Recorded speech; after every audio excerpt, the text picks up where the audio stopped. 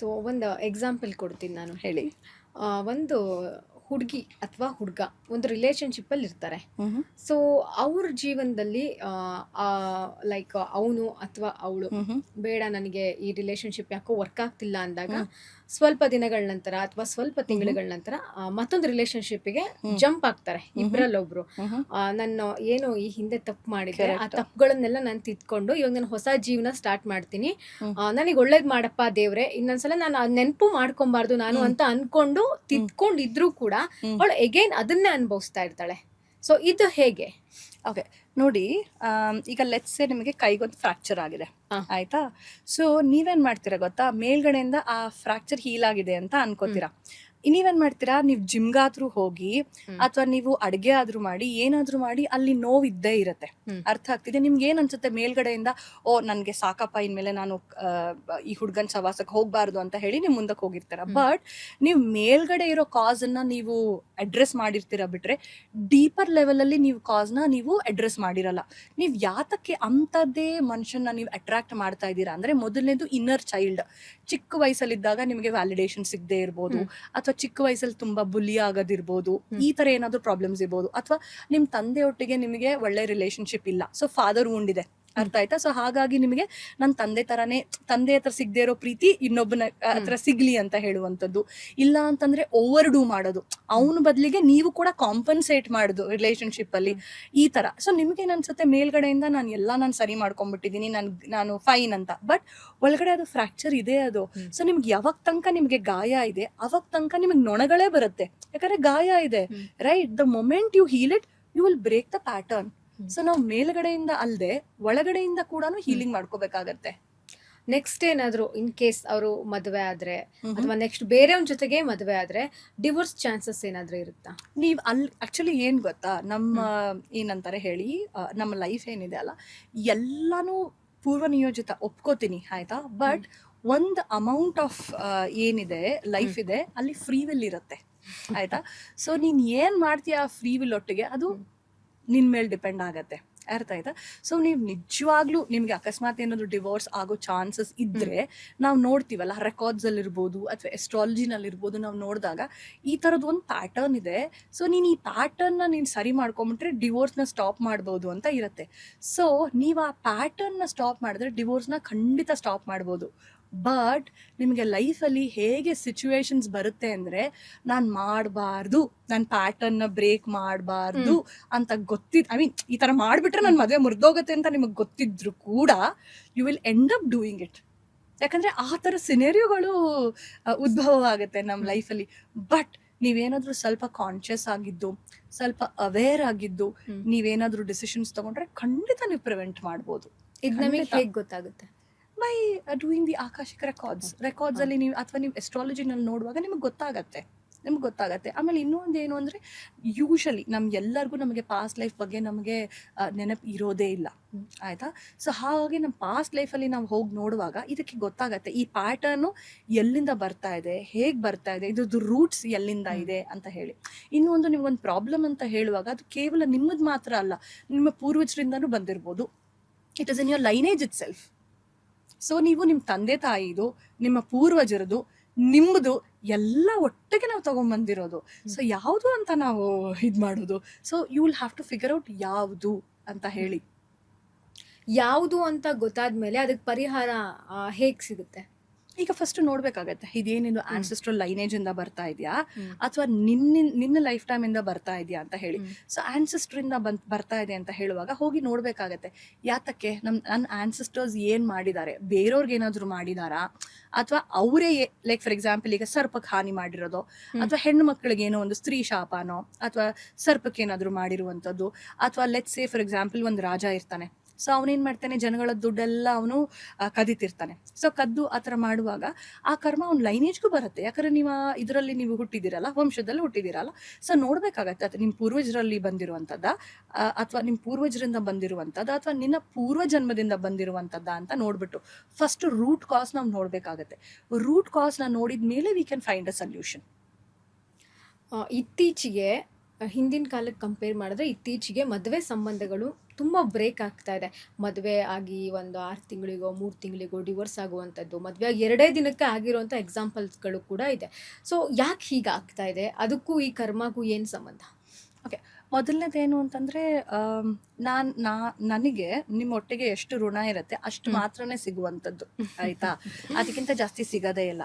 ಈಗ ನಾನು ಹುಟ್ಟಿದ್ದೀನಿ, ಆಯಿತಾ? ನಾನು 100 ವರ್ಷ ಬದುಕಬೇಕು ಅಂದರೂ ಕೂಡ ನನಗೆ ಎಷ್ಟು ಆಯಸ್ಸಿದೆ ಅಷ್ಟು ಮಾತ್ರನೇ ನಾನು ಬದುಕಾಗುವಂಥದ್ದು. ಈಗ ನಾನು ಮದುವೆ ಆದರೂ ಕೂಡ ಅವನ ಜೊತೆ ನಾನು 50 ವರ್ಷ ಇರಬೇಕು, 30 ವರ್ಷ ಇರಬೇಕು ಅಂತ ನನಗೆ ಅನಿಸಿದ್ರು ಕೂಡ ಎಷ್ಟು ಅಲ್ಲಿ ಪೆಂಡಿಂಗ್ ಕರ್ಮ ಇದೆ ಅಷ್ಟು ಮಾತ್ರ ನಾನು ಅವನ ಜೊತೆ ಇರ್ಬೋದು, ಆಯ್ತಾ? ಒಂದು. ಎರಡನೇದೇನು ಅಂತಂದರೆ, ನೀವು ನಮ್ಮ ಹಳೆ ಕಾಲದಲ್ಲಿ ನೋಡುವಾಗ ಸೋಷಿಯಲ್ ಮೀಡಿಯಾ ಇರಲಿಲ್ಲ, ಓಕೆ? ಒಂದು ಇಂಟರ್ನೆಟ್ ಇರ್ಬೋದು, ಸೋಷಿಯಲ್ ಮೀಡಿಯಾ ಇರ್ಬೋದು, ಅಥವಾ ಈ ಫಾಸ್ಟ್ ಲೈಫ್ ಇರ್ಬೋದು, ಎಂಥದ್ದು ಇಲ್ಲ, ಆಯಿತಾ? ಇವಾಗ ಏನಾಗಿದೆ, ನಾವು we are getting influenced by everything, okay? ಈಗ ಮೊದಲೆಲ್ಲ ಯಾರನ್ನೂ ನೋಡ್ತಿರ್ಲಿಲ್ಲ. ಇವಾಗ ಏನೋ ಅವ್ಳು ನನ್ನ ಫ್ರೆಂಡು ಇಂಟರ್ನ್ಯಾಷನಲ್ ಟ್ರಿಪ್ಪಿಗೆ ಹೋದ್ಲು, ಸೊ ನಾನು ಇಂಟರ್ನ್ಯಾಷನಲ್ ಟ್ರಿಪ್ಪಿಗೆ ಹೋಗ್ತೀನಿ ಅಂತ. ಆ್ಯಂಡ್ ಆವಾಗಿನ ಕಾಲದಲ್ಲಿ ಅವ್ರದ್ದು ಮೇನ್ ಏನಿತ್ತು, ದೇ ಆರ್ ನಾಟ್ ಮೆಟೀರಿಯಲಿಸ್ಟಿಕ್. ನಮ್ಮ ಥರ ಇಷ್ಟು ಮೆಟೀರಿಯಲಿಸ್ಟಿಕ್ ಇರಲಿಲ್ಲ. ಏನೋ ಒಂದು ಜೊತೆ ಬಟ್ಟೆ ಇರೋದು, ಒಂದು ಒಕ್ಕೊಳ್ಳೋರು, ಒಂದು ಇಟ್ಕೊಳ್ಳೋರು. ನಾವು ಸಾವಿರಾರು ನೂರಾರು ಬಟ್ಟೆಗಳಿದ್ರು, ಅಯ್ಯೋ ಬಟ್ಟೆ ಇಲ್ಲ ಅಂತ ಅಳ್ತೀವಿ. ಸೊ ಸಮ್ವೇರ್ ಐ ಫೀಲ್ ನಾವು ಕೂಡ ಈ ಆಧುನಿಕತೆ, ಇದು ಏನಂತಾರೆ ಮಾಡರ್ನ್, ಇದು ಜಾಸ್ತಿ ಲೈಫ್ ಸ್ಟೈಲ್ ಜಾಸ್ತಿ ಆದಾಗಿಂದ ಅದು ಕೂಡ ಒಂದು ಇನ್ಫ್ಲೂಯೆನ್ಸ್ ಇರಬಹುದು ಅಂತ ಹೇಳಿ ಒಂದು. ಎರಡನೆಯದು, when you look at our subtle body, ನಮ್ಮದು ಸಟಲ್ ಬಾಡಿ ಏನಿದೆ ಅದು ಕೂಡ ಇಟ್ ಇಸ್ ಬೀಯಿಂಗ್ ಇನ್ಫ್ಲೂಯೆನ್ಸ್ಡ್. ನಾವು ತಿನ್ನುವಂತಹ ಊಟ ಇರ್ಬೋದು, ಅಥವಾ ವೈಫೈ, ಅದರಿಂದನೂ ಒಂದು ರೇಡಿಯೇಷನ್ಸು, ಗಾಳಿ, ನೀರು ಎಲ್ಲ ಕಳುಷಿತ, ಆಯ್ತಾ? ಸೊ ಹಾಗಾಗಿ ಸಮ್ವೇರ್ ನಾವು ಬದುಕೋದನ್ನೇ ಮರ್ತು ಬಿಟ್ಟಿದ್ದೀವಿ. ನಾವು ಏನಂದ್ರೆ, ನಾವು ಹಳೆ ಕಾಲದೆಲ್ಲ ಹೇಗಿರ್ತಿತ್ತು, ನಾನು ನೆಮ್ಮದಿಯಾಗಿರ್ಬೇಕು, ನನ್ನ ಮಕ್ಕಳನ್ನ ನೋಡ್ಕೋಬೇಕು, ಒಳ್ಳೆ ಊಟ ಮಾಡಬೇಕು, ನಿದ್ದೆ ಮಾಡಬೇಕು, ಮುಗೀತು. ಈಗ ಬೇಸಿಕ್ ನಿದ್ದೆ ಕೂಡ ಬರಲ್ಲ ನಮಗೆ. ಯಾಕೆ? We are busy running the rat race. So ಕೆಲವೊಂದು ನಾವಾಗೆ ನಾವು ಮಾಡ್ಕೊಂಡಿರುವಂಥದ್ದು, ಕೆಲವೊಂದು ನಮ್ಮ ಕರ್ಮಗಳು, ಆಯ್ತಾ? ಆ್ಯಂಡ್ ಇನ್ನೊಂದು, ಎಲ್ಲ ಮದುವೆನೂ ಕಾರ್ಮಿಕ ಅಂತ ಅಲ್ಲ, ಎಲ್ಲ ಮದುವೆ ಬ್ರೇಕಪ್ಸು ಕಾರ್ಮಿಕ ಅಂತಲ್ಲ. ಕೆಲವು ಸಲ ಏನಾಗತ್ತೆ, ಅವ್ರ ಜೊತೆಗೆ ಅವ್ರಿಗಿನ್ನೂ ಟೈಮ್ ಇರುತ್ತೆ, ಓಕೆ? ಇವ್ರೇನು ಮಾಡ್ತಾರೆ, ಅಯ್ಯೋ ನನಗಾಗಲ್ಲಪ್ಪ, ನನಗೆ ಹೌಸ್ ವೈಫ್ ಆಗಿರೋಕ್ಕಾಗಲ್ಲ ನನಗೆ ಅಂತ ಹೇಳಿ ಅವರೇ ಬ್ರೇಕಪ್ ಮಾಡ್ಕೋತಾರೆ. ಅಥವಾ ಈ ಮನುಷ್ಯ, ಇವಳು ತುಂಬ ಸಿಂಪಲ್ ಇದ್ದಾಳೆ, ನಂಗೆ ಮಾಡರ್ನ್ ಹುಡುಗಿ ಬೇಕು ಅಂತ ಹೇಳಿ ಅವನೇ ಬ್ರೇಕಪ್ ಮಾಡ್ಕೋತಾನೆ. ಈ ಥರ ಎಲ್ಲನೂ ಕರ್ಮದ ಮೇಲೆ ನಾವು ಬ್ಲೇಮ್ ಮಾಡೋಕ್ಕಾಗಲ್ಲ. ಸೊ ಈಗ ಮತ್ತೊಂದು ಎಕ್ಸಾಂಪಲ್ ಕೊಡ್ತೀನಿ. ಆಫೀಸ್ಗಳಲ್ಲಿ ಕರ್ಮ ಹೇಗೆ ವರ್ಕ್ ಆಗುತ್ತೆ ಅನ್ನೋದು. ಯಾರೋ ಒಬ್ಬ ಮೇಲಧಿಕಾರಿ ಇರ್ತಾನೆ, ಎಂಪ್ಲಾಯಿನ್ ಟಾರ್ಗೆಟ್ ಮಾಡ್ತಾ ಇರ್ತಾನೆ, ಟಾರ್ಚರ್ ಮಾಡ್ತಾ ಇರ್ತಾನೆ. ಸೊ ಅಂದ್ರೆ ಅವನಿಗೂ ಮೇಲಾಧಿಕಾರಿಗೂ ಏನಾದ್ರೂ ಸಂಬಂಧ ಇತ್ತಾ ಹಿಂದಿನ ಜನ್ಮದಲ್ಲಿ? ಅವ್ನು ಏನಕ್ಕೆ ಆ ವ್ಯಕ್ತಿನೇ ಟಾರ್ಚರ್ ಮಾಡ್ತಾ ಇರ್ತಾನೆ? ಆ ವ್ಯಕ್ತಿಗೆ ಊಟ ಸೇರ್ತಿರಲ್ಲ, ನಿದ್ರೆ ಬರ್ತಿರಲ್ಲ, ಓವರ್ ಥಿಂಕ್ ಮಾಡೋದು. ಈ ಓವರ್ ಥಿಂಕ್ ಅನ್ನೋದು ಯಾಕೆ ಅದು ಇತ್ತೀಚಿನ ಯೂತ್ಸ್ಗಳಲ್ಲಿ ಹೆಚ್ಚಾಗಿದೆ? ಓಕೆ. ಸೊ ಮೊದಲನೇದೇನು ಅಂತಂದ್ರೆ, ಯಾತಕ್ಕೆ ಅವನು ತೊಂದರೆ ಕೊಡ್ತಾ ಇದ್ದಾನೆ ಅಂತ ಹೇಳಿದ್ರೆ, ಮೊದಲನೇದು ಅವ್ನು ಏನೋ ಒಂದು ಪಾಠ ಕಲಿಬೇಕು ಅದರಲ್ಲಿ, ಆಯ್ತಾ? ಯೂಶಲಿ ಕರ್ಮದ ಕಾರಕ ಬಂದು ಸ್ಯಾಟರ್ನ್ ಅಂತಾರೆ, ಶನಿ, ಓಕೆ? ಸೊ ಶನಿ ಏನ್ ಕಲಿಸ್ತಾನೆ? ಪೇಷನ್ಸ್ ಕಲಿಸ್ತಾನೆ. ಎರಡನೇದು, ನೀನೊಂಥರ ಎಮ್ಮೆ ಚರ್ಮ ಆಗ್ಬಿಡ್ಬೇಕು, ಗಟ್ಟಿ ಚರ್ಮ ಆಗ್ಬೇಕು ನೀನು, ಏನಾದ್ರೂ ಮಾಡ್ಕೋ ಹೋಗೋ, ನಾನು ತಲೆನೇ ಕೆಡಿಸ್ಕೊಳ್ಳಲ್ಲ ಅನ್ನೋ ತರ ಗಟ್ಟಿ ಚರ್ಮ ಆಗ್ಬೇಕು ನೀನು ಅಂತ. ಸೊ ಎಲ್ಲೋ ಒಂದ್ ಕಡೆ ಇವಂದು ಪ್ರಾಬಬ್ಲಿ ಲೈಫಲ್ಲಿ ಲೆಸನ್ ಏನು ಅಂದ್ರೆ, ಆ ಬಾಸ್ ಒಟ್ಟಿಗೆ ಆ ಪಾಠ ಕಲಿಯೋದು ಏನು, ನೀನ್ ಏನಾದ್ರೂ ಮಾಡ್ಕೊಂಡು ನನ್ನ ತಲೆನೇ ಕೆಡಿಸ್ಕೊಳ್ಳಲ್ಲ, ಹೋಗು ಅಂತ ಹೇಳಿ. ಇದು ಎಲ್ಲಾ ಬಾಸ್ ಒಟ್ಟಿಗೆನೆ ಅದು ನಡೀತಾ ಇದೆ ಅಂತಂದ್ರೆ, that means it is karmic, past life ಇಂದ ಬಂದಿರುವಂತದ್ದು. ಇಲ್ಲ ಈ ಪರ್ಟಿಕ್ಯುಲರ್ ವ್ಯಕ್ತಿ ಜೊತೆಗೆ ಅದು ಆಗ್ತಾ ಇದೆ ಅಂದ್ರೆ, ಅಲ್ಲಿ ಏನೋ ಒಂದು ಪಾಠ ಕಲಿಬೇಕು ಅವರಿಂದ, ಓಕೆನಾ? ಒಂದು ಅದೇ ಗಟ್ಟಿ ಚರ್ಮ ಆದ್ರೂ ಕಲಿಬೇಕು, ಇಲ್ವಾ ಏನಾದ್ರೂ ಒಳ್ಳೆ ರೀತಿಯಾಗಿ ಲೈಕ್ ಅವರಿಂದ ಹೇಗೆ ಅವ್ರನ್ನ ಡೀಲ್ ಮಾಡ್ಬೇಕು ಅನ್ನೋ ಒಂದು ಪಾಠ ಕಲಿಬೇಕಿರ್ಬೋದು. ಈ ತರ there might be a lesson to learn. The moment they learn the lesson, the pattern will be broken. ಒಂದು. ಎರಡನೇದು ಏನಂತಂದ್ರೆ, ಈಗ ಫಾರ್ ಎಕ್ಸಾಂಪಲ್ ನಾವೇನ್ ಮಾಡ್ತೀವಿ, ಅವ್ರು ನಮ್ಮ ಮೇಲೆ ದ್ವೇಷ ಮಾಡಕ್ ಶುರು ಮಾಡಿದಾಗ ನಾವೇನ್ ಮಾಡ್ತೀವಿ, ನಾವು ವಾಪಸ್ ದ್ವೇಷ ಮಾಡಕ್ ಶುರು ಮಾಡ್ತೀವಿ. ಅದೇನಾಗುತ್ತೆ, ಬೂಮ್ರಾಂಗ್ ತರ ಹಂಗ ಹೋಗುತ್ತೆ, ಹಿಂಗ್ ಬರುತ್ತೆ. But when you start forgiving them, ಅಲ್ವಾ, ಎಷ್ಟೋ ಸಲ ಅವರಾದ್ರೂ ಕೆಲಸ ಬಿಟ್ಟು ಹೋಗ್ತಾರೆ, ಇಲ್ಲ ನಮಗ್ ಬೇರೆ ಕೆಲಸ ಸಿಗತ್ತೆ, ಹಾಗೆ. ಅಂಡ್ ಇನ್ನೊಂದೇನು ಅಂದ್ರೆ, ಕೆಲವು ಸಲ ಹೇಗೆ ಅಂದ್ರೆ, ನಿಮ್ಮ ಕರ್ಮದ ಪ್ರಕಾರ ನೀವು ಮೇಲ್ಗಡೆ ಹೋಗ್ಬೇಕು, ಒಳ್ಳೆ ಕೆಲಸ ಸಿಗ್ಬೇಕು. ಬಟ್ ನಿಮಗ್ ಹೇಗೆ ಅಂದ್ರೆ ತುಂಬಾ ಭಯ, ಏನು ನನ್ನ ಕೆಲಸ ಬಿಟ್ಟು ಹೋಗ್ಬಿಟ್ರೆ ಏನಪ್ಪಾ, ನನಗೆ ಮನೆ ಇದೆ, ಸಂಸಾರ ಇದೆ, ಹೇಗಪ್ಪ ಅಂತ ತುಂಬಾ ಭಯ ಇರುತ್ತೆ. ಸೊ ಆಗ ನೀವು ಬಿಟ್ಟು ಹೋಗಕ್ ಆಗ್ತಾನೆ ಇಲ್ಲ. ಅವಾಗ ಏನಾಗತ್ತೆ, ಈ ಬಾಸ್ ಏನಿದ್ದಾರೆ ಅವರು ಒಂದು ಇದಿದ್ದ ಹಾಗೆ ಮೀಡಿಯಂ ತರ ಹೆಂಗ್ ಹಿಂಸೆ ಕೊಡಕ್ ಶುರು ಮಾಡ್ತಾರೆ ಅಂದ್ರೆ, ನಿಮ್ಗೆ ತಡ್ಕೊಳಕ್ ಆಗದೆ you'll go to a better job, ನೀವು ಬೇರೆ ಜಾಬಿಗೆ ಹೋಗ್ತೀರಾ. ಆ ಟೈಮಲ್ಲಿ ನಿಮ್ಗೆ ಅನ್ಸತ್ತೆ ಬಾಸ್ ಇಷ್ಟು ಹಿಂಸೆ ಕೊಟ್ಟ. ಬಟ್ ನೀವು ಹಿಂತಿರುಗಿ ನೋಡುವಾಗ ನಿಮ್ಗೆ ಅನ್ಸತ್ತೆ, ಅವ್ನು ಆ ತರ ಹಿಂಸೆ ಕೊಡದೇ ಇದ್ದಿದ್ರೆ ನಾನು ಮುಂದಕ್ಕೆ ಹೋಗ್ತಾನೆ ಇರ್ಲಿಲ್ವೇನೋ, ನನ್ಗೆ ಈ ತರ ಒಳ್ಳೆ ಕೆಲಸ ಸಿಗ್ತಾನೆ ಇರ್ಲಿಲ್ವೇನೋ ಅನ್ನೋ ತರ ಅನ್ಸತ್ತೆ. ಮ್ಯಾಮ್, ಮತ್ತೊಂದು ಪ್ರಶ್ನೆ. ನಮ್ಮ ತಾತ ಅಥವಾ ಅಪ್ಪನೋ ಅಥವಾ ಅವ್ರ ಪೂರ್ವಜರು ಹಾವು ನೋಡ್ದಿರ್ತಾರೆ, ಅಥವಾ ನಾವು ಚಿಕ್ಕ ವಯಸ್ಸಲ್ಲಿದ್ದಾಗ ಹಾವನ್ನ ಹೊಡೆದಿರೋದು ಅಥವಾ ಅದನ್ನ ಬೆಂಕಿಗೆ ಹಾಕಿ ಸುಡ್ತಿರೋದು ಏನೋ ಒಂದು ನಾವು ನೋಡಿರ್ತೀವಿ. ಅದು ನಮ್ಮ ಮೇಲೆ ಹೇಗೆ ಎಫೆಕ್ಟ್ ಆಗುತ್ತೆ, ಜೊತೆಗೆ ಅದರಲ್ಲೂ ಟೈಪ್ಸ್ ಬರುತ್ತೆ. ಈಗ ಗಂಡ್ಮಗ ಅಂತ ಇದ್ರೆ ಗಂಡ್ಮಕ್ಳಿಗೆ ತುಂಬಾ ಕರ್ಮ ಬರುತ್ತೆ, ಪಾಪ ಬರುತ್ತೆ, ನಿಮ್ಮ ಮೇಲೆ ಅಂಟ್ಕೊಳ್ಳುತ್ತೆ ಅಂತಾರೆ. ಹೆಣ್ಮಕ್ಳಿದ್ರೆ ಸ್ವಲ್ಪ ಕಡಿಮೆ ಪ್ರಮಾಣದಲ್ಲಿ ಬರುತ್ತೆ ಅಂತ ಹೇಳ್ತಾರೆ. ಈಗ ಸುಬ್ರಹ್ಮಣ್ಯಕ್ಕೆ ಹೋಗಿರ್ತೀವಿ, ಕಾಳಹಸ್ತಿಗೆ ಹೋಗಿದ್ರು ಕೂಡ ಅದು ನಮ್ಮ ಲೈಫ್ ಮೇಲೆ ಏನು ಪರಿಣಾಮ ಬೀರೋದಿಲ್ಲ. ಸೊ ಇಂತಹ ಸಿಚುವೇಶನ್ ಅಲ್ಲಿ ಆ ಒಂದು ಪರಿಸ್ಥಿತಿನ ಹೆಂಗೆ ಹ್ಯಾಂಡಲ್ ಮಾಡಬೇಕು, ಅವ್ರು ಮಾಡಿರುವಂತಹ ಪಾಪ ನಮ್ಮ ಮೇಲೆ ಯಾಕೆ ಬರುತ್ತೆ? ಓಕೆ, ಈಗ ನೀವು ಒಂದು ಪರ್ಟಿಕ್ಯುಲರ್ ಲೈನೇಜ್ ಅಥವಾ ಒಂದು ಪರ್ಟಿಕ್ಯುಲರ್ ಕುಲದಲ್ಲಿ ನೀವು ಹುಟ್ಟಬೇಕು ಅಂತ ನೀವು ಹುಟ್ಟಿದಾಗ ಏನಾಗುತ್ತೆ, ನೀವು ಫಸ್ಟ್ ಆಫ್ ಆಲ್ ಡಿಸೈಡ್ ಮಾಡ್ಕೊಂಡಿರ್ತೀರಾ ನಾವು ಇಂಥ ಮನೆಯಲ್ಲೇ ಹುಟ್ಟಬೇಕು ಅಥವಾ ಇಂಥ ಅಜ್ಜಿ ತಾತ ಇದರಲ್ಲೇ ಹುಟ್ಟಬೇಕು ಅಂತ ಹೇಳಿ ನಾವು ಡಿಸೈಡ್ ಮಾಡ್ಕೊಂಡಿರ್ತೀವಿ. ಒಂದು ನಿಮ್ಮದು ಆಯ್ತಾ. ಎರಡನೇದೇನು ಅಂತಂದ್ರೆ, ನೀವು ಒಂದು ಕುಲಕ್ಕೆ ಹೋದಾಗ ಅಥವಾ ಒಂದು ಲೈನೇಜ್ಗೆ ಹೋದಾಗ ನಿಮಗೆ ನೀವು ಪ್ರಾಪರ್ಟೀಸ್ ಇರ್ಬೋದು, ಇನ್ಹೆರಿಟೆನ್ಸ್ ಇರ್ಬೋದು, ಎಲ್ಲ ಆಸ್ತಿ ಪಾಸ್ತಿ ಎಲ್ಲನೂ ಸಿಗತ್ತೆ. ಅದೇ ರೀತಿ ಅವ್ರು ಏನು ಒಳ್ಳೇದು ಮಾಡಿರ್ತಾರೆ ಅದು ಕೂಡ ನಿಮಗೆ ಬಂದಿರತ್ತೆ. ಫಾರ್ ಎಕ್ಸಾಂಪಲ್, ಈಗ ನಿಮ್ಮ ಪೂರ್ವಜರು ಏನಾದರೂ ದೇವಸ್ಥಾನ ಕಟ್ಟಿದ್ರೆ ನಿಮ್ಮ ಚಾರ್ಟಲ್ಲಿ ಅಂದ್ರೆ ನಿಮ್ಮ ಕುಂಡಲಿನಲ್ಲಿ ನೀವು ನೋಡುವಾಗ ಗುರು ಎಲ್ಲಿದ್ದಾನೆ ಅಲ್ಲಿ ನೋಡಿದ್ರೆ ಗೊತ್ತಾಗತ್ತೆ ದಟ್ ಇವ್ರ ಪೂರ್ವಜರು ತುಂಬಾ ಒಳ್ಳೆ ಕೆಲಸ ಮಾಡಿದ್ದಾರೆ ಅಂತ ಗೊತ್ತಾಗತ್ತೆ. ಅದೇ ರೀತಿ ಅವ್ರ ಸರ್ಪವನ್ನ ಸಾಯಿಸಿದ್ರೆ ಅಥವಾ ಸರ್ಪಕ್ಕೆ ಏನಾದರೂ ತೊಂದರೆ ಮಾಡಿದಾಗ ಅದು ಕೂಡ ನಿಮಗೆ ಬರುತ್ತೆ. ಯಾಕಂದ್ರೆ ಪಾಸಿಟಿವ್ ಮಾತ್ರ ಅಲ್ಲ, ನೆಗೆಟಿವ್ ಸಹಿತ ನಿಮಗೆ ಬರುತ್ತೆ. ಸೊ ಈಗ ನಾವು ಏನ್ ಮಾಡಬೇಕು ಈ ತರ ಅಂತ ಬಂದಾಗ ಏನ್ ಮಾಡಬೇಕು, ಫಸ್ಟು ನಾವು ಇದಕ್ಕೆ ಕೆಲವೊಂದು ಪೂಜೆ ಮಾಡಬೇಕಾಗುತ್ತೆ. ಸರ್ಪ ಸಂಸ್ಕಾರ ಇರ್ಬೋದು ಅಥವಾ ಸುಬ್ರಹ್ಮಣ್ಯಂಗೆ ಪೂಜೆ ಮಾಡೋದಿರ್ಬೋದು, ಈ ತರ ಎಲ್ಲ. ಸೊ ಕೆಲವ್ರಿಗೆ ಏನ್ ಅನ್ಸುತ್ತೆ ಗೊತ್ತಾ, ನಾನು ಸುಬ್ರಹ್ಮಣ್ಯಕ್ಕೆ ಹೋದೆ, ದುಡ್ಡು ಕೊಟ್ಟೆ, ಪೂಜೆ ಮಾಡಿದೆ, ಮುಗ್ದೋಯ್ತು ಅಂತ. ಸೊ ನೀವು ಫಸ್ಟ್ ಆಫ್ ಆಲ್ ನಿಮ್ಗೆ ಏನಕ್ಕೆ ಅದು ಪ್ರಾಬ್ಲಮ್ ಬರ್ತಾ ಇದೆ ಅಂದ್ರೆ, ನೀವು ಅದಕ್ಕೆ ಅಟ್ಲೀಸ್ಟ್ ಪಶ್ಚಾತ್ತಾಪ ಪಡ್ಬೇಕು. ಓ ರೈಟ್, ನಾವ್ ಈ ತರ ಮಾಡಿದ್ವಲ್ಲ, ಸೊ ಇದು ತಪ್ಪಲ್ಲ ಅಂತ ಹೇಳಿ ನೀವು ಪಶ್ಚಾತ್ತಾಪ ಪಡ್ಬೇಕು. ಸೊ ನೀವ್ ಯಾವಾಗ ಆ ಪಶ್ಚಾತ್ತಾಪ ಮನ್ಸಿಂದ ಬಂದು ನೀವು ಆಯ್ತಪ್ಪ ನಾನು ತಪ್ಪು ಮಾಡಿದೆ, ಇನ್ಮೇಲೆ ನಾವು ಈ ತರ ಮಾಡಲ್ಲ ಅಂತ ಹೇಳಿ ನೀವು ಯಾವಾಗ ನಿಮ್ಗೆ ಅದು ಮನ್ಸಲ್ಲಿ ಬರುತ್ತೆ, ಆವಾಗ್ಲೇನೆ ನಿಮಗೆ ಅದರಿಂದ ಒಂದಷ್ಟು ಡಿಸ್ಕೌಂಟ್ ಸಿಕ್ಬಿಡುತ್ತೆ. ಪೂರ್ತಿ ಡಿಸ್ಕೌಂಟ್ ಅಂತಲ್ಲ, ಮುಕ್ಕಾಲ್ ಭಾಗ ಆ ನೆಗೆಟಿವಿಟಿ ಹೊರಟೋಗತ್ತೆ. ಬಟ್ ಯಾತಕ್ಕೆ ಅದು ಹೋಗಲ್ಲ ಅಂದ್ರೆ, ನಮ್ಗಳಿಗೆಲ್ಲ ಏನು ಅಂದ್ರೆ, ಅಲ್ಲಿ ಹೋದೆ, ಸುಬ್ರಹ್ಮಣ್ಯಂಗೆ ಪೂಜೆ ಕೊಟ್ಟೆ, ಬಂದೆ, ಮುಗಿದೋಯ್ತು ಅನ್ನೋ ತರ transactional. This is not transactional ರೀತಿನಲ್ಲಿ ನೋಡಬಾರ್ದು.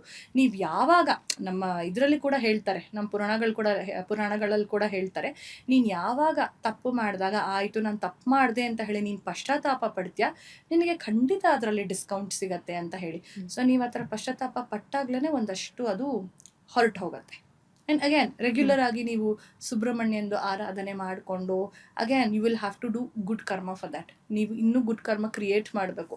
ಹೇಗೆ ಗುಡ್ ಕರ್ಮ ಕ್ರಿಯೇಟ್ ಮಾಡೋದು? ತುಂಬ ಜನಕ್ಕೆ ಏನನ್ಸುತ್ತೆ, ಈಗ ನೋಡ್ಬೋದು, ತುಂಬ ಜನ ಟ್ಯಾಕ್ಸ್ನ ಎವೇಡ್ ಮಾಡೋಕ್ಕೋಸ್ಕರ ಚಾರಿಟಿ ಮಾಡೋದು, ಟ್ಯಾಕ್ಸ್ನ ಎವೇಡ್ ಮಾಡೋಕ್ಕೋಸ್ಕರ ದಾನ ಮಾಡೋದು, ಹಾಗೆಲ್ಲ ಮಾಡ್ತಿರ್ತಾರೆ.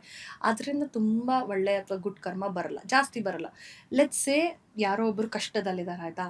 ಸೊ ನಿಜವಾಗ್ಲೂ ಜೆನ್ಯೂನ್ ಆಗಿ ಕಷ್ಟದಲ್ಲಿದ್ದಾರೆ, ನೀವು ಅವರಿಗೆ ಮನಸ್ಫೂರ್ತಿಯಾಗಿ ನೀವು ಅವರಿಗೆ ಸಹಾಯ ಮಾಡಿದ್ರೆ ಅದರಿಂದ ನಿಮಗೆ ತುಂಬ ವಾಪಸ್ ಗುಡ್ ಕರ್ಮ ಬರುತ್ತೆ. ಸೊ ಈ ನೆಗೆಟಿವ್ ಕರ್ಮ ಪೂರ್ತಿ ಹೋಗದೆ ಇದ್ರೂ ಅಟ್ಲೀಸ್ಟ್ ಇದನ್ನ ಹ್ಯಾಂಡಲ್ ಮಾಡೋಷ್ಟು ಶಕ್ತಿ ನಿಮಗೆ ಸಿಗತ್ತೆ.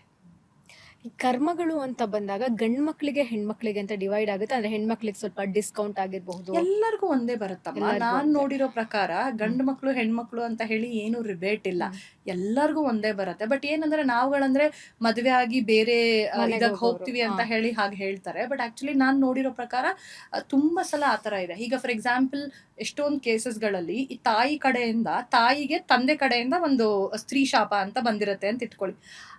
ಅವರಿಗೆ ಮಗಳು ಹುಟ್ಟಿದಾಗ ಅಲ್ಲಿಂದನೇ ಬಂದಿರುತ್ತೆ, ತಂದೆಯಿಂದನೇ ಬಂದಿರಬೇಕು ಅಂತಿಲ್ಲ, ತಾಯಿ ಮನೆ ಕಡೆಯಿಂದನೂ ಬಂದಿರತ್ತೆ. ನಮಗೆ ಪೂರ್ವಜರು ಅಂತ ಬಂದ್ರೆ ಕೇವಲ ತಂದೆ ಆ ಕಡೆ ಅಲ್ಲ, ತಾಯಿ ಕೂಡ ಕನೆಕ್ಟ್ ಆಗ್ತಾರೆ. ಇಬ್ರು ನಮಗೆ ಪೂರ್ವಜರೇನೆ. ಸೊ ನಾಟ್ ನೆಸೆಸರಿಲಿ ತಂದೆ ಕಡೆಯಿಂದಾನೇ ಬರಬೇಕು ಹಾಗಂತಲ್ಲ, ತಾಯಿ ಕಡೆಯಿಂದನೂ ಬಂದಿರ್ಬೋದು. ಲೇಟೆಸ್ಟ್ ಹಾಗೂ ಇಂಟ್ರೆಸ್ಟಿಂಗ್ ಸುದ್ದಿಗಳಿಗಾಗಿ ಬಾಸ್ ಟಿವಿ ಕನ್ನಡ ಚಾನೆಲ್ನ ಸಬ್ಸ್ಕ್ರೈಬ್ ಮಾಡಿ, ಹಾಗೆಯೇ ಬೆಲ್ ಐಕಾನ್ ಪ್ರೆಸ್ ಮಾಡಿ. ಇದರ ಜೊತೆಗೆ ಫೇಸ್ಬುಕ್, ಇನ್ಸ್ಟಾಗ್ರಾಮ್, ಎಕ್ಸ್ ನಲ್ಲೂ ಮಿಸ್ ಮಾಡದೆ ಫಾಲೋ ಮಾಡಿ.